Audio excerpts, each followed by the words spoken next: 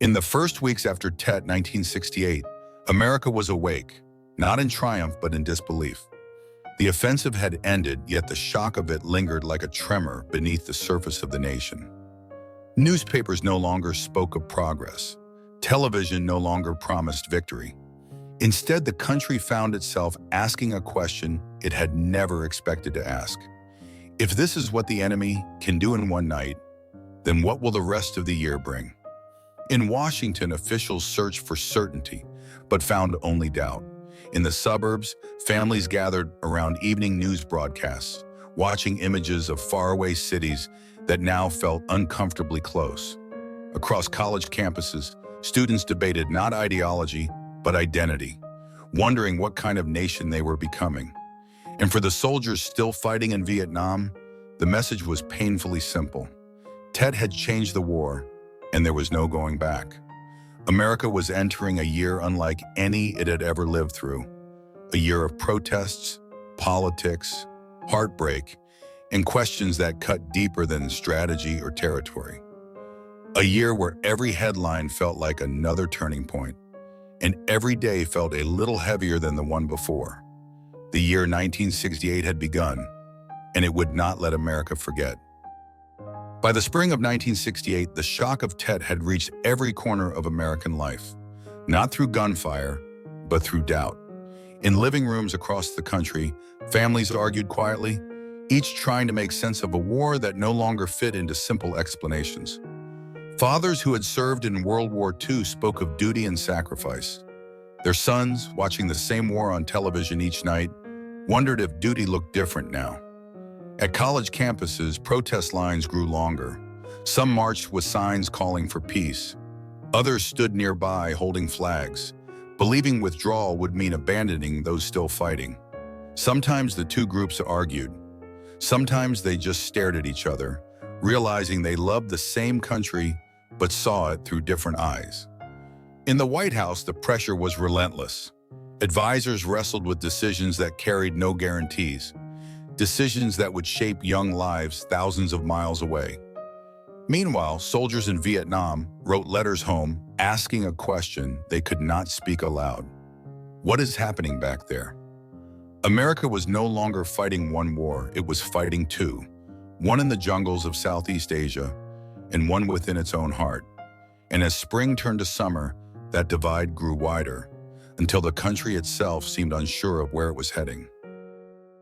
In Washington, the shock of Tet did not fade. It gathered into a storm. Every report from Vietnam seemed to pull the White House in a different direction. Some advisors urged escalation. Others insisted the war had reached its limit.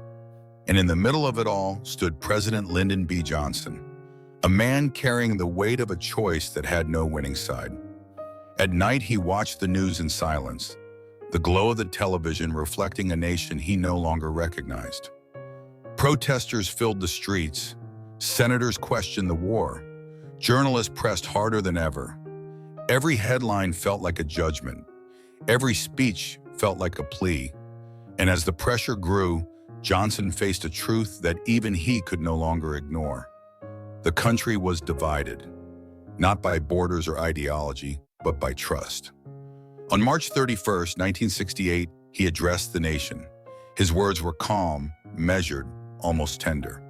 He spoke of hope, of peace, of the need to heal. Then came the line that changed the course of the year. I shall not seek, and I will not accept, the nomination of my party for another term as your president. America froze.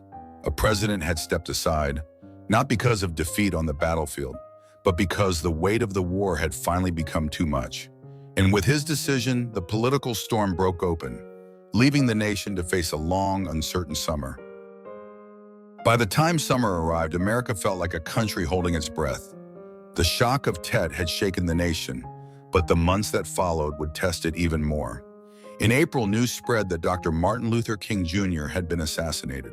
Cities across the country were suddenly filled with grief, anger, and questions that had waited far too long for answers. Just weeks later, Robert F. Kennedy, a symbol of hope for many, was gone too. For millions of Americans, the year felt as if it was unraveling. In the streets, protests grew larger.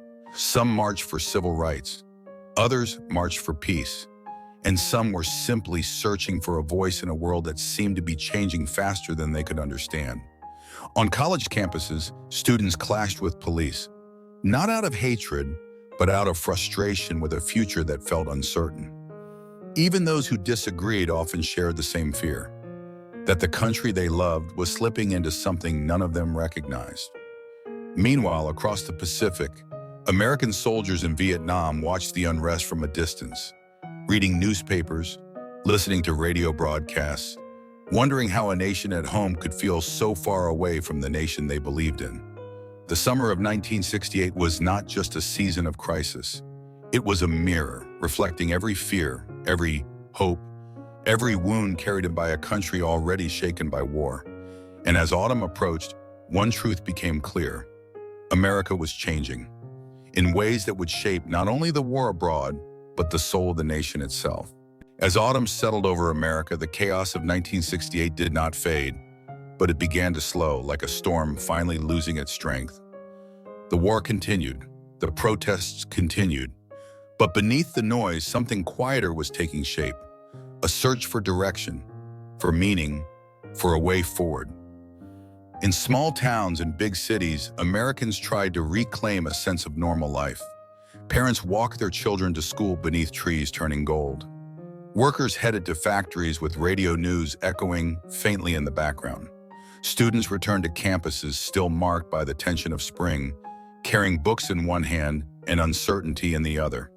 In the White House, a new campaign season began, one shaped not by promises, but by a nation's exhaustion. The war had revealed fractures that had long been hidden, questions about trust, leadership, equality, and the cost of conflict. Far from home, and across the ocean, soldiers in Vietnam counted the days, wondering when or if the country they fought for would finally find peace within itself. As winter approached, America stood at a crossroads, not on the battlefield, but in its own heart. 1968 had begun with shock, spiraled into unrest, and ended with a simple truth: a nation searching for who it was and who it hoped to become. And long after the battles were over, that search would continue into the years ahead. Thank you for respecting history. Don't forget to like, subscribe, and write the bell so you don't miss any battles.